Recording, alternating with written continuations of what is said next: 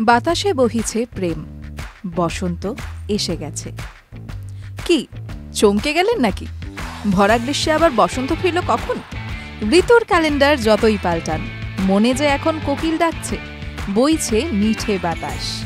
আর কেমন যেন উড়ু উড়ু মন, ফোনে সারাক্ষণ ফিসফিস কথা, আর ঘন ঘন হোয়াটসঅ্যাপে মেসেজ। রোগের সব লক্ষণ পূর্ণমাত্রায়। হবেই তো, প্রেম যে দিয়েছে ডাক। প্রবল জ্বরে আক্রান্ত রোগীর নাম কি? যুজবেন্দ্র চাহাল।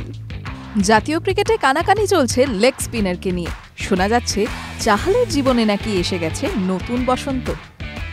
আইপিএলে পাঞ্জাব কিংসের জার্সিতে এ মৌসুমে খেলতে দেখা যাচ্ছে ইউজি চাহালকে।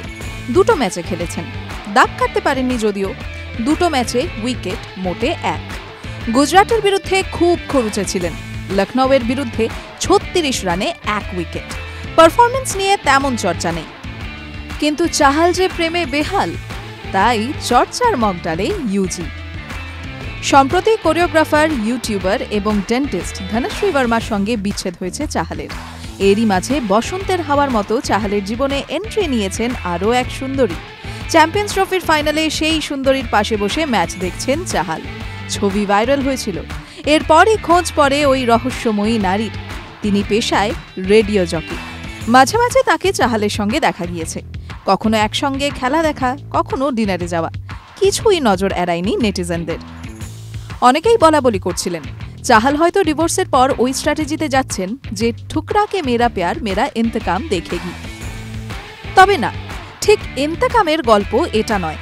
চাহাল পুরনো জীবন ফেলে রেখে নতুন গল্প শুরু করতে চাইছেন। নেটিজেনদের মতে মেহবেশের সঙ্গে চুটিয়ে প্রেম করছেন চাহাল।